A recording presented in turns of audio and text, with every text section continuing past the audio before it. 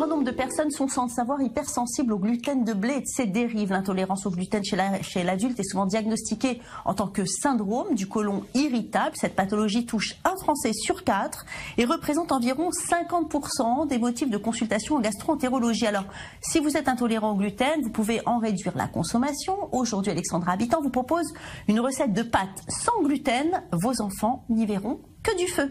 Regardez. Aujourd'hui, je vais préparer une recette de pâtes sans gluten. Le sans gluten ne rime pas avec fade. Tout dépend comment vous assaisonnez ces pâtes et comment vous les cuisez.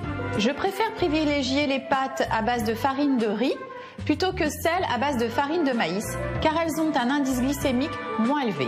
Il nous faut des pâtes sans gluten à base de farine de riz, des tomates, quelques olives noires, des herbes aromates telles que du thym ou du laurier, un peu d'ail, des capres, du pesto et du thon.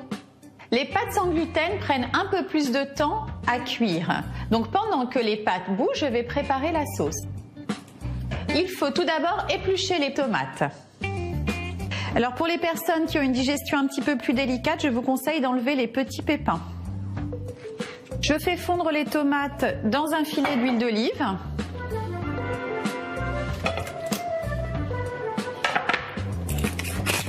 Poivre. Sel. Du thym frais. Et une feuille de laurier. On va laisser les tomates cuire pendant environ 5 à 10 minutes. Pour préparer la base de la sauce, c'est très simple. Un peu d'ail. Quelques olives noires, des capres, un peu de pesto, un filet d'huile d'olive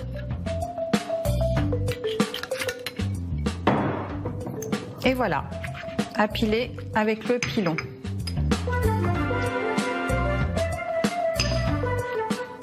Les tomates sont fondues. Je vais ajouter notre préparation à base de capres et d'olives, un peu de thon si vous le souhaitez, pour avoir un repas complet. Quelques pâtes dans la sauce.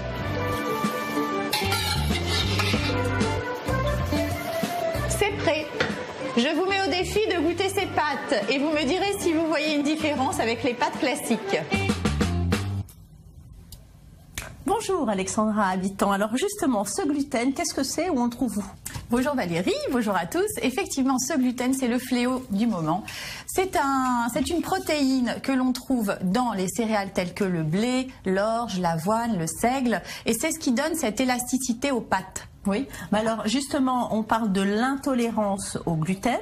Qu'est-ce que ça veut dire exactement? Alors, l'intolérance au gluten est à différencier de la sensibilité au gluten. Les personnes intolérantes au gluten sont les personnes qui ont la maladie cœliaque. Alors, ces personnes-là souffrent d'une mauvaise absorption de certains nutriments due à une inflammation de l'intestin grêle lorsque ces personnes absorbent du gluten. Cette nuance, c'est quoi?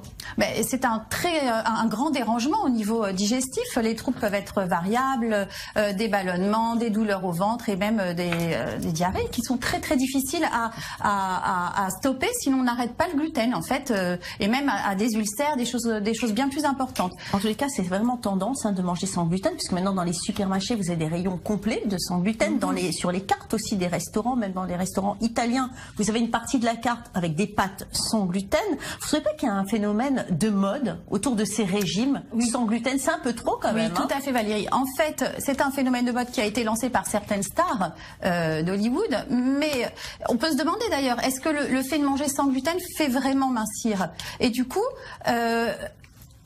on peut en fait expliquer le fait que l'on mincisse lorsqu'on diminue le gluten parce qu'on ajoute dans son alimentation des légumineuses, des protéines végétales, des fruits, des légumes, ce qui fait qu'on a un regain de vitalité et de vitamines et que les repas ont un indice glycémique plus bas. Oui, parce que si vous mangez des pâtes sans gluten avec du beurre et du fromage, alors là vous êtes sûr de garder exactement. Donc là finalement de prendre du poids. C'est ça.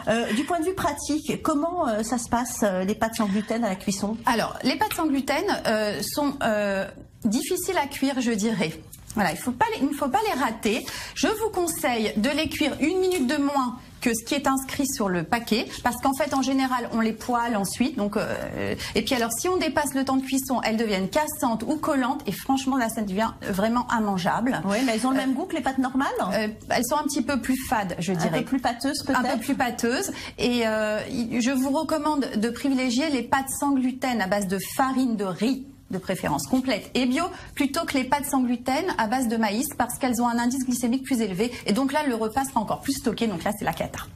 Merci beaucoup Alexandra Habitant. Allez, c'est fini pour aujourd'hui. Merci à vous, chers téléspectateurs, de votre fidélité à nos programmes. Vous regardez i24 News. À demain pour une nouvelle édition, évidemment en direct. Surtout, ne changez pas de chaîne, vous êtes au bon endroit. À 19h Paris Jaffa, 20h le journal de Jean-Charles Banoun. Excellente après-midi à vous.